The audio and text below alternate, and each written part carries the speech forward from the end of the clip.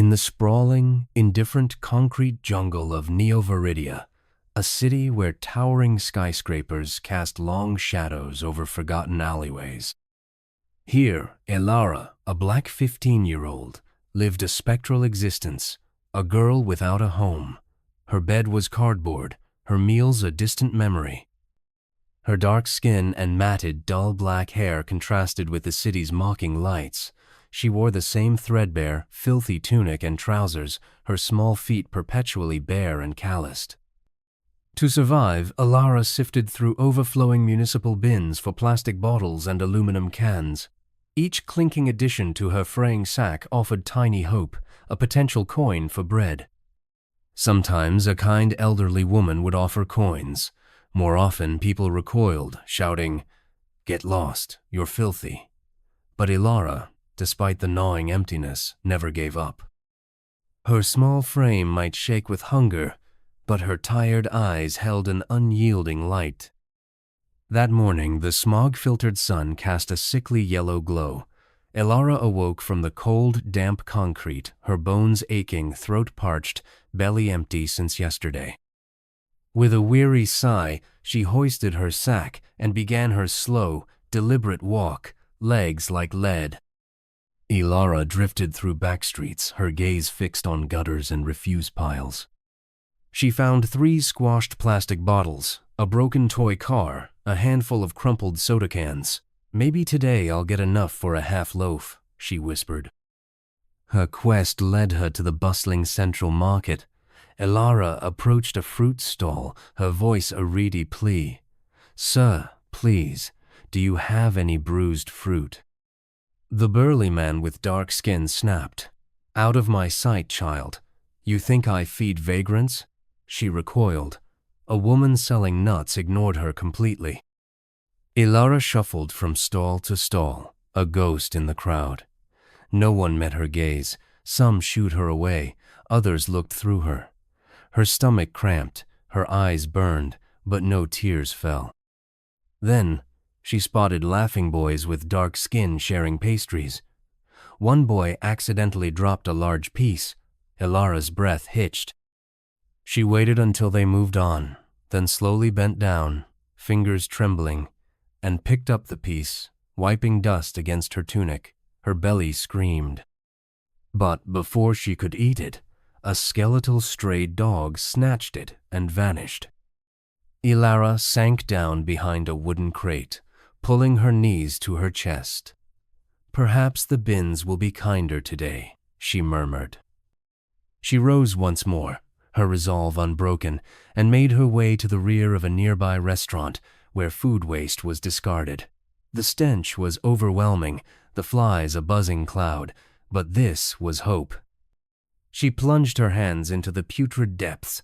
Finally, she found it, a small, almost untouched bowl of savory stew, remarkably clean. Her heart leaped.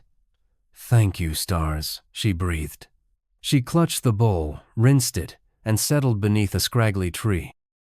She set her sack down, hands shaking as she unwrapped the stew. A faint smile touched her lips. It was her first real meal in 2 days. She lifted a spoonful to her mouth, but just then heard a muffled groan from behind the dumpster, a soft thud. She looked up, spoon clattering. There, crumpled on the grimy concrete, was a woman. Her pale skin was ashen, slick with sweat, and her hands clutched her stomach, which was unnaturally swollen. Elara dropped the spoon. Her heart beat frantically. She scrambled to her feet and rushed to the woman. Her eyes were closed, body trembling. Her belly was massive, far too big for a woman, yet clearly not obese. She looked as if she hadn't eaten in days. "Madam, are you well?" Elara asked, kneeling beside her. She didn't respond, only a weak groan. Elara glanced around. The market was busy, but no one was looking. No one had seen her fall. Elara gently took her hand. It was cold. She looked at the stew, her only food. She looked back at the woman. Her lips were cracked, her distended stomach rigid, and the baby inside her was utterly still. A chilling realization dawned. This was a pregnant woman, though clearly in severe distress. A profound decision formed in Elara's mind. She brought the stew close to her mouth. With trembling fingers, she tore a small piece of plastic and carefully fed her tiny bits. "Please eat, madam. Just a little. You must," she pleaded softly. The woman's eyes fluttered open. Tears, not of pain but disbelief, welled. She looked at Elara's face, darkened by grime, weary, and saw the overwhelming kindness in her brown eyes. Why are you helping me?" she croaked. Elara offered a small, sad smile. "Because I know what hunger feels. No one helped me yesterday, and I don't want your baby to suffer." The woman choked back a sob. She began to eat, slowly, painfully, her body still shaking. Elara gently helped her to a sitting position, wiping her forehead with her tunic. Her breathing evened out. After a few minutes, she spoke, her voice stronger. "My name is Caleb." Elara nodded. "I'm Elara." She looked at her, a weak, grateful smile. "Elara, you have a soul of pure gold. I thought all hope was lost." She pulled a folded, bent but clean card from her satchel. "Take this. It's my business card. One day, if you ever need help, find me. It's an important business." Elara took the card. She couldn't read all the intricate lettering, but saw her name, Caleb, and a symbol of a serpent entwined around a caduceus, an emblem she'd seen on official government vehicles. She helped her to her feet. She rose slowly, one hand clutching her swollen belly, the other leaning heavily on Elara's small arm. "Thank you, Elara," she said, then slowly disappeared into the alleyways. Elara watched her vanish. Her stomach still ached, but her heart felt strangely full. "Perhaps today I did something truly right," she whispered. She picked up her sack and walked back to her desolate life, back to hunger. But this time, she carried a bent card in her pocket and a fragile seed of hope in her heart. Before that day, Dr. Caleb Thorne, a brilliant geneticist with pale skin, was head of bio-innovations.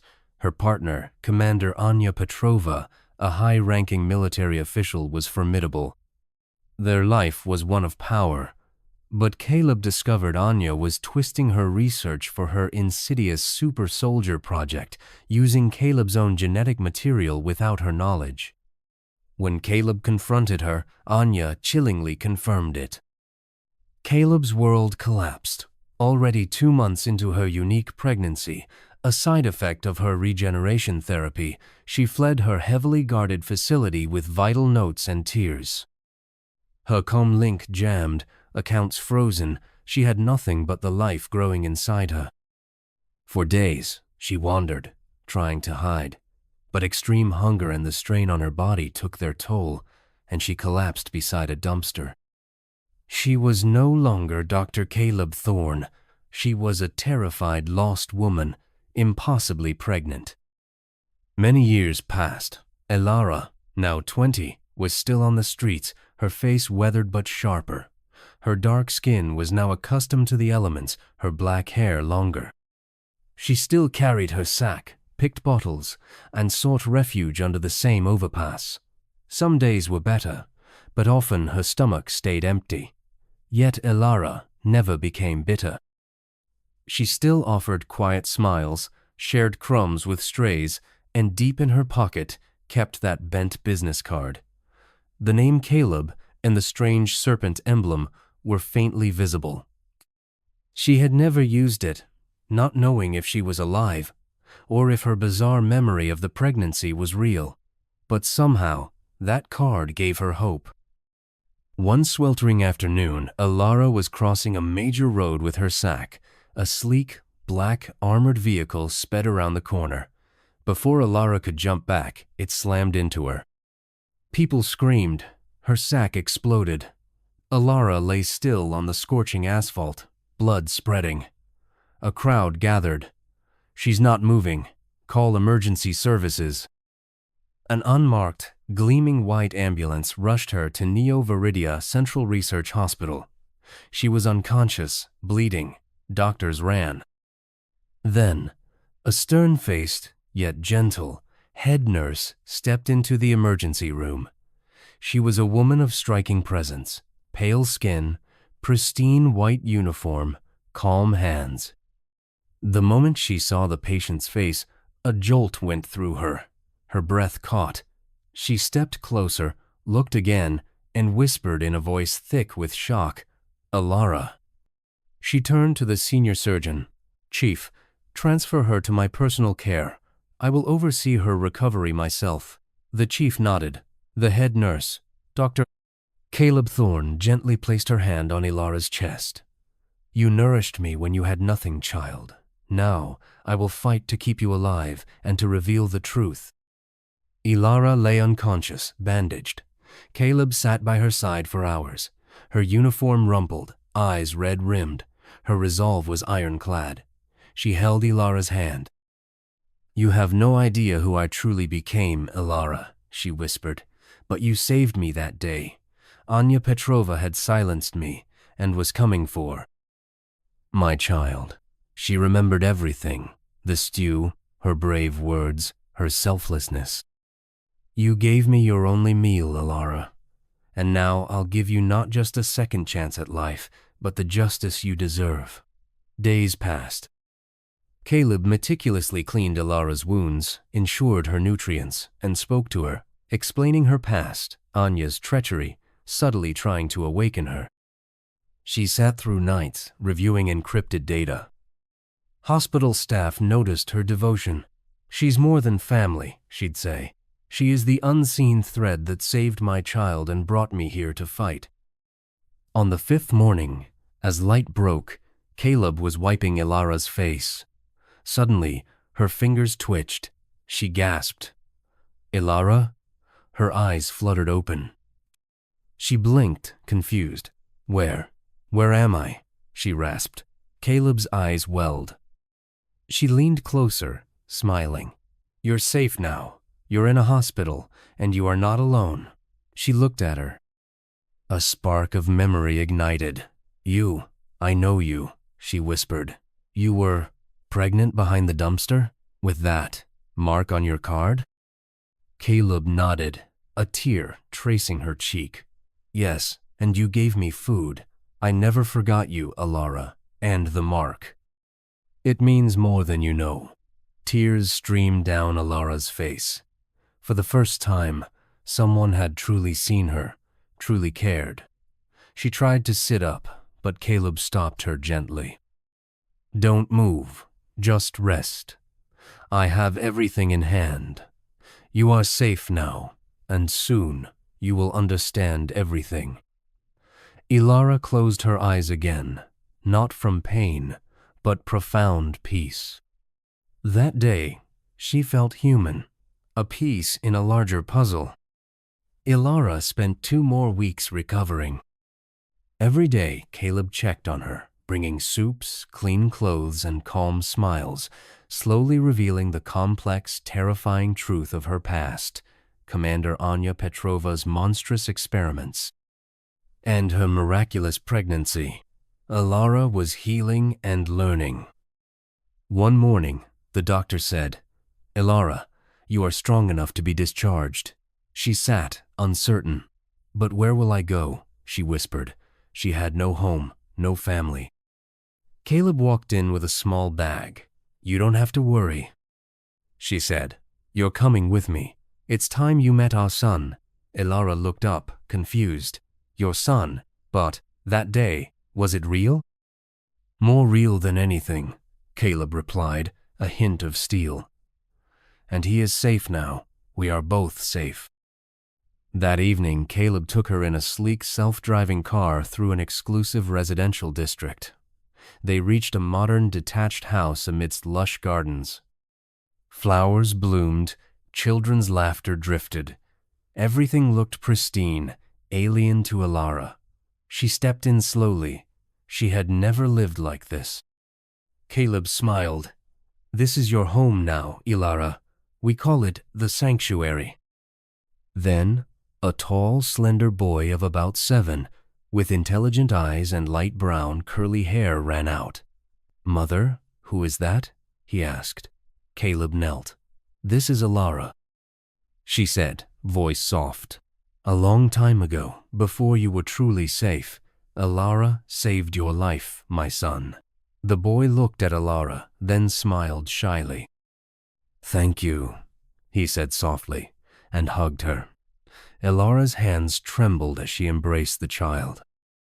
She looked at Caleb, eyes wide. This is the baby, from that day. But how?"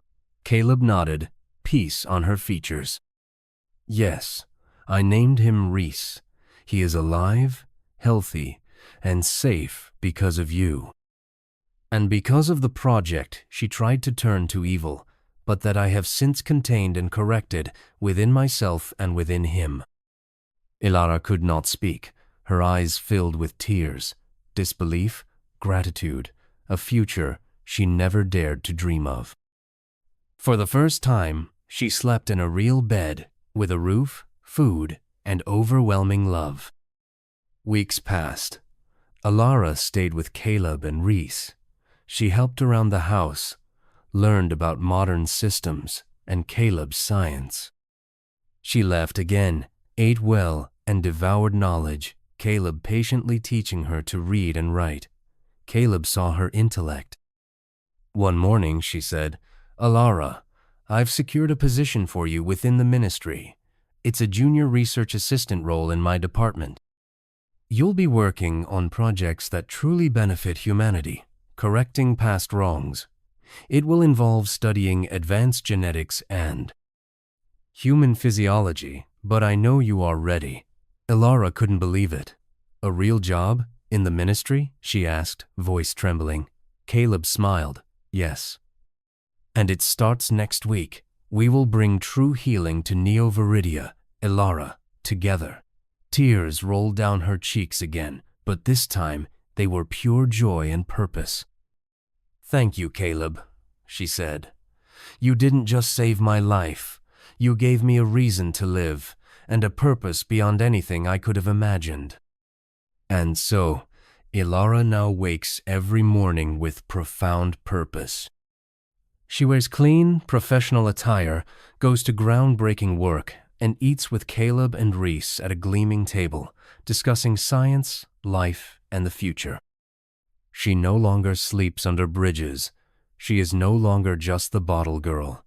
She is Elara, a brilliant young woman, a survivor, and an integral part of a new, unforeseen future.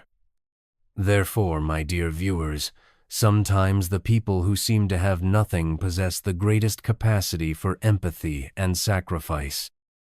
And sometimes, one single, selfless act of kindness, born in the darkest moments, can ripple through time, creating a cascade of unexpected turns, leading to a miraculous, dazing revelation, and ultimately, saving not just one life, but many, reshaping destinies in ways that will leave you awestruck and thinking.